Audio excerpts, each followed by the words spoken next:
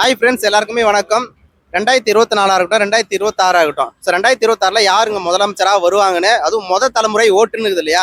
அது வந்து எல்லாமே அறியாத பசங்க இப்போதான் பார்த்தீங்கன்னா, ஸோ அரசியலை பற்றி தெரியாமல் புது அரசியல் பற்றி ஓட்டு போடுவாங்க. ஓட்டு, அந்த ஓட்டு யார் போடுவாங்க? 3 பேர் சொல்கிறேன். ஒன்று சீமான், ஒன்றுன்னு பார்த்தீங்கன்னா விஜய், அண்ணாமலை. இவங்க 3 பேரில் யார் முதல் ஓட்டு கிடைக்குன்றது தலைமுறை ஓட்டு பேர் கேட்டு தெரிஞ்சுக்கலாம். தம்பி, இப்போ 3 பேர் இருக்காங்க.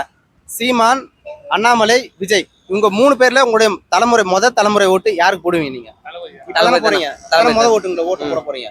தளபதி தானா? ஏன் தளபதிக்கு இருக்கீங்க? இத்தனை வருஷமா எல்லாருமே இருக்காங்க, தளபதி மட்டும் ஏன் ஓட்டு போடுறீங்க? என்ன காரணம்? அவர் நல்லா பண்றாருன்னா எவ்வளவோ பண்றாங்க. அப்படி என்ன பண்ணாருன்றது சொல்ல முடியுமா? நிவாரணத்தை எல்லாருக்கும் பொருள் கொடுத்தாங்க.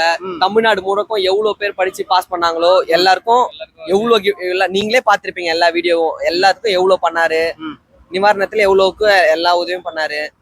இல்ல தம்பி, சினிமாவில் திருத்தர ஒரு 15 வருஷமாவே ஆட்சி பிடிச்சிட்டு இருக்காரு, ஓகேவா? அப்பெல்லாம் பண்ணாதவர் இப்ப பண்றதுக்கான காரணங்கள் என்னன்னு தெரியுமா? அரசியல் வரதுக்கான நோக்கம் தான் நினைக்கிறீங்களா? இல்ல இது முன்னாடியே பண்ணியிருந்தாரா? இது முன்னாடி பண்ணல, ஏன் இப்ப பண்ணணும்? மக்களுக்கு செய்யணும்ல. அவர் நினைச்சா இப்பயே ஒரு 2-3 படம் பண்ணா 1000 கோடி 2000 கோடி அடிச்சுட்டு போலாம்.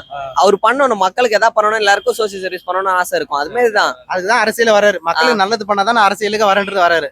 மத்தபடி அவரோட சுயநலத்துக்கு எதுவுமே இல்ல. கரெக்டா? சுயநலத்துக்கு இருந்துச்சுன்னா ஒரு படம் நடிச்சே போயிடலாமே. அப்படியா? சூப்பரா இருக்கு. இப்ப அண்ணாமலை ஏன் வரக்கூடாதுன்னு நினைக்கிறேன்? யாருக்கு வாய்ப்பு இருக்கோ அவங்க வரலனா ஓகே. அண்ணாமலை உங்க பார்வைக்கு எப்படிப்பட்டவர்? அண்ணாமலையே நான் பார்த்ததே இல்லை. அண்ணாமலை யாருன்னு தெரியாதா? பிஜேபி தெரியுமா? அதோட மாநிலத்தோட தலைவரா இருக்காரு. ஓகே. சீமான் தெரியுமா? சீமான் தெரியும். ஓகே. சீமானுக்கு ஏன் ஓட்டு போடுவீங்களா? என்னடா தம்பி, இருக்குது ஒரு ஓட்டு தான்டா. விஜய்க்கும் போடுவோன்ற, சீமானுக்கும் போடுவோன்ற. இப்ப 2 கண்ணு இருக்குண்ணா, 2 கண்ணுல ஏதாவது ஒரு கண்ணு முக்கியம்னா நீங்க என்ன பண்ணுவீங்க? விஜய்க்கு ஓட்டு, அது இல்லாத பட்சத்துல சீமானுக்கு. கரெக்டா? அப்போ விஜய் இல்லைனாக்கா சீமானை தான் ஓட்டு போட்டிருப்பேன்.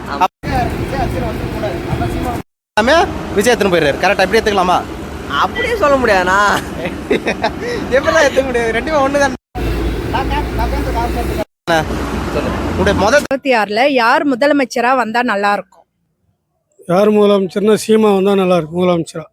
ரெண்டு மாறிண்டு வருது இல்ல, அண்ணாமலை தான், சந்தேகமே இல்லை. சரி, அவரை பத்தி சில வார்த்தைகள், சில கருத்துக்கள் சொல்ல முடியுமா? ஆரம்பம் இப்போ ரீசெண்டா வந்தாலும் அவர் வந்து டாபிக் எல்லாமே பேசுறதெல்லாம் ஆதாரப்பூர்வமா பேசுறாரு. அரசியல்வாதிகள் இப்போ எல்லாரும் கொடுக்குறாங்க, பிளைண்டா பேசுறது இல்லை. ஒரு டாபிக் கொடுத்தா அந்த டாபிக்கை A to Z மக்களுக்கு புரியுற மாதிரி பேசுறாரு. அதான் ஒரு ப்ளஸ் பாயிண்ட். அவரை எல்லாரும் நம்புறாங்க. ஏன் M.K. ஸ்டாலின் வரக்கூடாதுன்னு நினைக்கிறீங்க? வரக்கூடாதுன்னு நினைக்கல, மக்களோட அபிப்பிராயம் அந்த மாதிரி இருக்கும்னு எண்ணம் தான். மக்களோட அபிப்பிராயம் எல்லாரோடதும் ஒரே மாதிரி தான் இருக்குதுல்ல, டிஃப்ரெண்ட்ல ஏன் இல்லைங்கிறது நீங்க எல்லாத்தையும் நீங்க தான் கேட்டுவிடும்.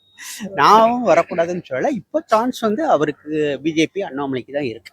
ரெண்டு மாறிட்டு, ஒரு தரம் ஸ்டாலின், ஒரு ஜெயலலிதா கருணாநிதி வராங்களே, எம்ஜிஆர், ஜெயலலிதா கருணாநிதி மாறி மாறி வந்து. செய்திகளை உடனுக்குடன் தெரிந்து கொள்ள உடனே சப்ஸ்கிரைப் பண்ணுங்க.